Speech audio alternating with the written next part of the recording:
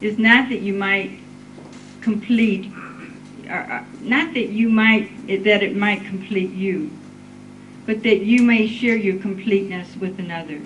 You see, we get married because I want this person to do this for me.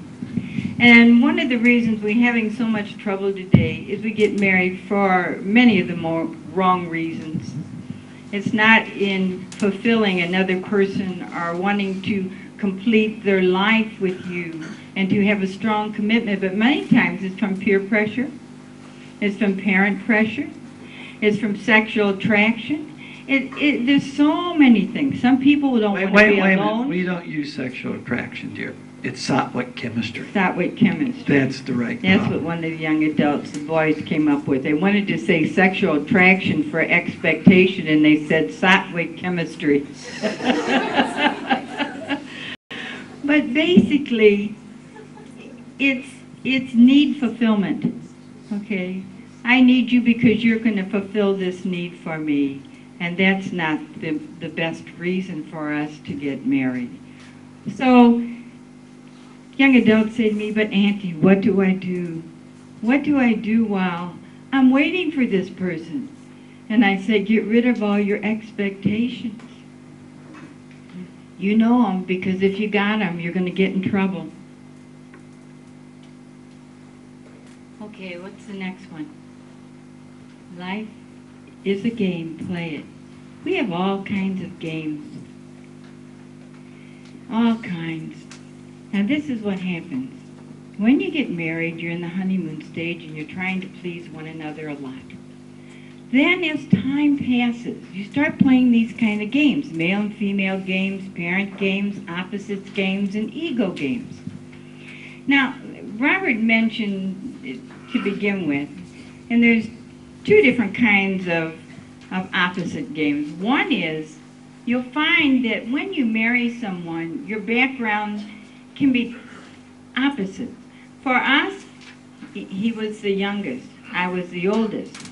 I went to a private school. He went to a public school. I had a deeply religious family. He didn't have a religious family. I liked to talk when we went to bed at night. He went straight to sleep. He had the idea of he likes math. I can't stand it. I mean, we could go on and on. I lived in the country. He lived in the city. I mean, everything. And when you watch it, it astounds you. He cuts a melon this way. I cut it that way. Now, it sounds nonsensical, but I've been doing this for about since I was 31 years old. I've been doing nothing but working on marriage. He'll take an envelope and he'll lick it. I can't stand it. I go to the faucet and put water on it, okay? If I color code files, he'll put his coffee cup on top of it. You see? You do everything opposite. And so you're constantly rubbing each other's ego. You know, some of you say, well, but how do I live compatibly? It is difficult. It is very difficult. It takes so much communication. Not only communication, you have to understand what your program is. Go to the male and female. First of all, just to give you a brief run-through. These are what Swami says is the male image and the female image. And I went through this tonight, parenting a little bit.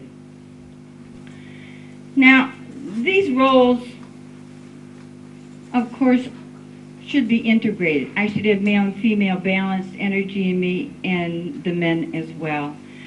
But we've lost the females have lost a lot of identity because of the women's liberation movement and everything. But I can see the play, the drama. They were getting paid 58 cents an hour for the same job a man was getting paid $1 an hour for. So there was reason, but like everything, it goes to the extreme. Swami says the man is the provider. These are the gifts that a man can do easily. Those nurturing, sustain, life feeds, caregiver, devotion, love, spirituality, modesty, teacher, sacrifice, sacred. Those are gifts that the ladies do. The men have the rules, the justice, the law, the discipline, protection, wisdom, shelter, education. That man is responsible for what goes on outside the house, and he's responsible for teaching his children what goes outside the house. You know, for a man, Swami says, he's not happy when his son's born. He's happy when his son upholds the good name of his family.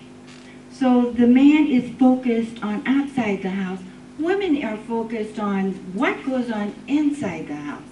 Now, I want to do a little, maybe I'll wait and do that. Let's do the other one, the parent games. Now, this is what happens with parent games, y'all. Well, this is it. When you get married, you don't realize you have a program inside of you, and it doesn't ignite until you get married and say, I do. The whole time you're being raised with your parents, you are taking on what you like and dislike about your parents, right? Now that doesn't come into play until you're in that situation. So as soon as you say, I do, and you step over into the marriage state, the program that you received from your parents ignites. So basically what happens is this. You married 6 people. His mother, his father, and him. He married my mother, my father, and me. You relive the program. Like he said, oh, what happened to us? Honey, would you please help me in the kitchen? Oh, yeah, I'll be happy to. 6 months later, he's in the living room reading the newspaper, and I'm in the kitchen doing the dishes. And I'm thinking, gee, he doesn't love me. If he loved me, he'd be in here because he knows that I wanted him to help. Why is he sitting here? There's no kids. Why is should he enjoy himself and not me? Do you see what's going on? Huh? So this became a tremendous problem for us. And I wasn't aware of the programming until many years out in my marriage, 5, 6, 7. Many times you don't even know what's going on because you can't identify it. My father was a man, he was a sportsman. He had people that he did golfing with, he did tennis with, he did softball with. He was a real jock. He was excellent in sports. He was a good father, don't misunderstand me. He was a very good father. But my grandmother lived with us. And my mother and grandmother did everything together, which freed my father to go as he wished. And it put a barrier in the relationship of my mother and father. So I see my father going all the time, and guess what my mother would say? He doesn't love me. If he loved me, he wouldn't be leaving me all the time. First time he walks out the house with golf clubs slung over his shoulder. What do you think I thought? Do you see how the program plays? Huh? It's a recording, isn't it? Huh? It's a recording. So what do we do as spouses? We both have these incredible programs that we have gotten from our parents. And once we identify them, first you must understand each other. After that, adjustment will be easy. It took us a long time to understand this problem. And when we did, we sat down and talked about it. When I became aware it was going on, now, we're not going to operate on his program anymore. We're not going to operate on my parents' program anymore. What's our program? What do we want? So this is what happened to us. Especially when we retired. The kitchen's my territory. He don't like it. It's that simple. But he will vacuum.